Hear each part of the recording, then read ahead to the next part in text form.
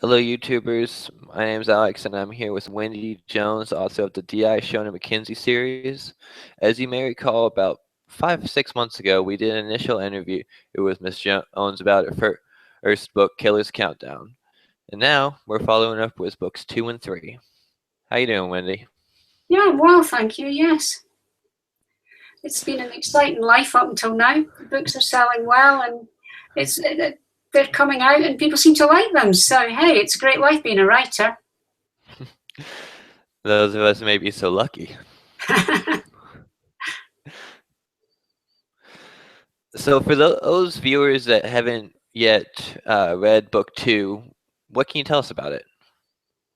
Well, in book 2, Shona has another difficult case on her hands, and she doesn't know if it's a serial killer or multiple killers.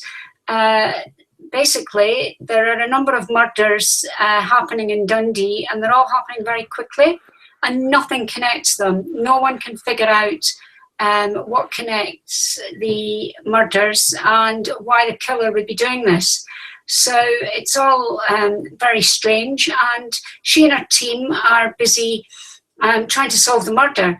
But there's some characters come back from the first book, and there's also some extra characters, including a couple of crazy Russian thugs who are causing her problems as well. So Shona not only has problems with a killer, but she has problems with the Russian mafia. It's always the Russians, isn't it? Oh, it was the Russians. And then I heard tell that you have a new book coming out next month. I do, yes. The third one in this series, which is called Killer's Cross, will be out in November, the 16th of November to be precise. So it's all going strong, really. A little over a month from now, not bad. Yeah, exciting times. Just in time for Christmas. If I recall, you said there was originally supposed to be 5 or 6 books total, yes? Yeah, I think there'll probably be about 8. I've got ideas for about 8 books in the series, and I've started book 4 already. So that's going strong at the moment. And it looks like one of your viewers actually just tried to join in Mr. Nathan, but Nathan, it yeah. doesn't look like he connected. Oh, well, okay. he can join back in. He'll try again in a minute. I'm sure.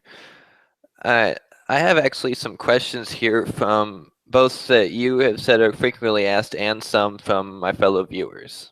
Yeah. Feel up for some questions? Yes, certainly, yes. I'm sure you ask this all the time, but the most commonly asked question that I've received is, where do you get your information, your inspiration for the D.I. Shona McKenzie series? Well, that's a bit of a worrying question, really, because the inspiration all comes out of my head. Now, considering the amount of dead bodies that D.I. Shona McKenzie came across in the first 2 books, that it really is a worry, because I seem to spend my entire life thinking about death and dying and how to kill people. So really, the answer is, don't mess with me, because I can kill you in many different ways in the pages of my books. And also make it look like an accident. Absolutely, yes. Well, now we know, don't we? Thank yourself lucky you're in America, because I can't do much to people in America, but not yet. In a literary sense, I can. Well, this is true. Let's see. Another question we received was, is Dundee really so chaotic, so to speak? Well, Dundee is known as the murder capital of Scotland. Now, before you worry and think there's, a great deal of murder, death and dying in Dundee, it's quite a small city. It's the 4th in size in Scotland. So it's per capita. So we've got about 150,000 people. So there are probably more murders in places like Edinburgh and Glasgow and Aberdeen. They just have a lot more people to spread them around. In terms of the way, to be honest, I make it look dreary. I make Dundee look dreary, which is a bit of a deliberate thing, really, because it's very difficult to make a place look cheery when there's dead bodies littering the place up. But you'll be glad to know that apart from it was raining in the first one, snowing in the second one, you'll be glad to know that the sun shines in book 3. So Dundee is seen in a bit of a better sense, really. It is a beautiful city. It's just it's very difficult to portray that in a murder mystery, really. Well, that's true. I do hear that it does rain quite a lot over there, though. It's raining at the moment. It's raining very heavily at the moment. Although it's raining more in South Carolina, so I've been told. That sounds about right. Sure you can't send some of that rain my way? Texas needs it. Texas needs it. You can have it, seriously. We've got lots of it.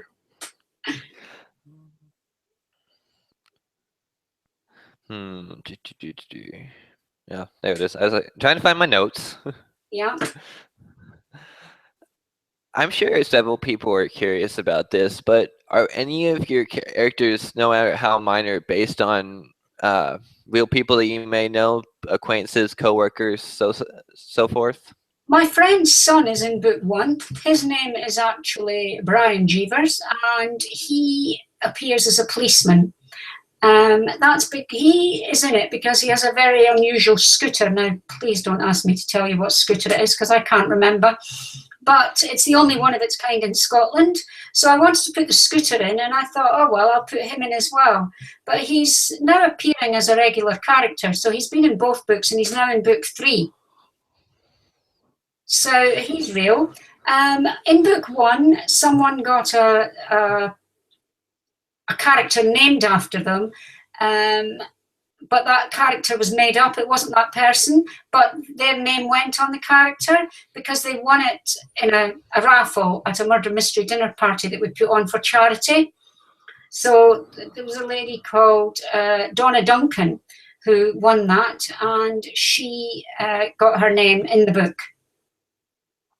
In book 2, I've put my niece in it because she was a little bit desperate to be in it. And let's say always the family, yes. Yeah, she's 11 and she wanted to be in it, so she got a very minor part. And then Brian Jeevers, the chap with the scooter, his little sister wanted to be in it, so I gave her a very minor part as well. But apart from that, everybody's made up. Well, despite that, they are very well-rounded characters from what I've seen. Thank you. I'm just a bit warm. It's quite the opposite here. It's actually starting to get chilly for the first time in months. Well, it is cold, but I put a heater on because my office is actually originally a garage, so it can get a bit chilly in here, and I put the heater on, but it's a bit warm.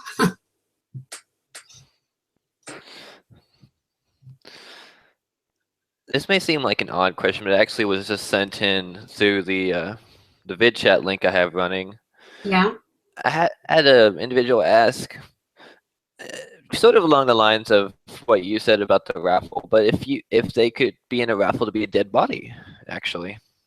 Somebody would like to be one of your books. Dead body. I'm a bit wary about. Sorry. It appears so, yes. Right. Okay. Well, if somebody really wanted to be a dead body and they were willing to pay money to be a dead body and give it to charity, then I would put them in. Yes. But none of my dead bodies are based on real people. For the simple reason that that'd be just a bit creepy, yes? Well, if I know them. If somebody really wanted to be a dead body and they won a raffle to be a dead body, then that would be fine, as long as they were happy with it. But I'd have to get them to sign a disclaimer. I wouldn't like somebody to come along and go, oh, you based that dead body on me. Saying that, the names are just chosen at random. There must be someone somewhere with that name. Right. So probably all the dead bodies are real names, but they're not real people. At one point or another, they were a name in history, perhaps. Well, they could be, yeah. I don't know. I just chose surnames and Christian names to go together. I don't know if these people exist in real life. But they're not real. Maybe that's not a bad thing. They're just made up names. Yeah, let's see. For some reason, it's being dumb on my end momentarily. Just 1 second. I'm sorry. I'll just have a drink again. All right.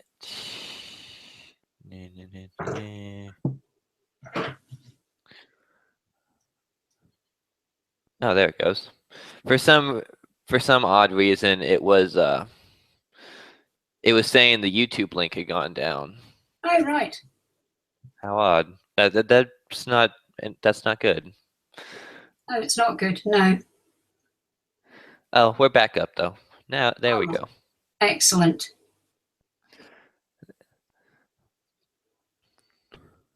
All right, and come back. So many windows open.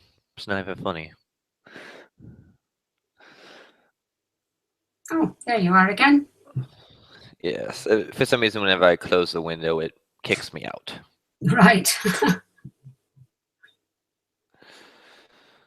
So, in regard to your third book coming out in November, is there a way for readers that have, so to speak, fallen in love with your series to pre-order them, or perhaps as you did with your first book, get an autographed copy? You can get an autographed copy. You can get it from my website, which is wendyhjones.com. People can order them in advance. I haven't put the pre-order up on the website yet, but it will be going up tomorrow. And you can order autographed copies.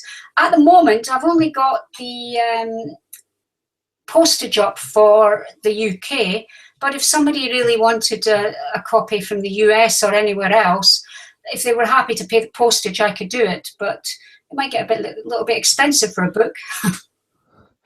Well, as a suggestion, I know a couple other viewers have used Amazon shipping Yeah, I do that. for the pre-order.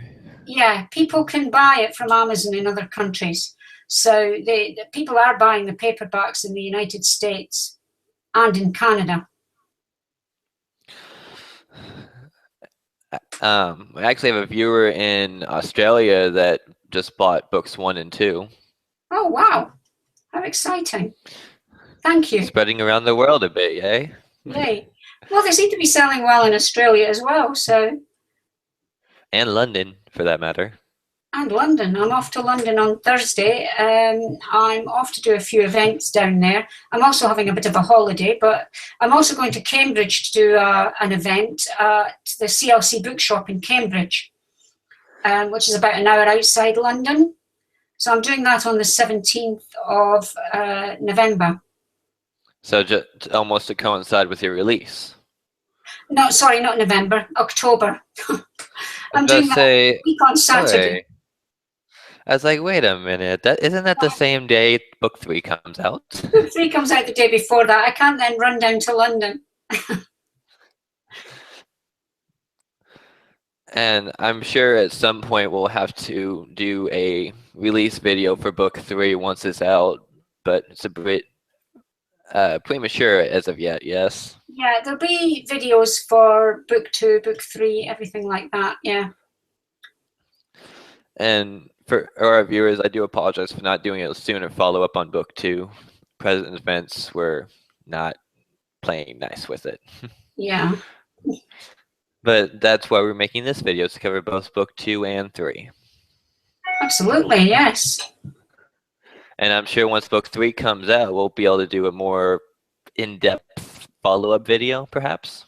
Yeah, that would be great. That would be really good. And I'm not sure, correct me if I'm wrong, but your launch parties for the new books, those are usually recorded, yes? No, but there's lots of photographs taken. There's a professional photographer at the launch parties. They happen in Waterstone's bookshop. So it'll be in Waterstone's bookshop in Dundee on the 16th of November.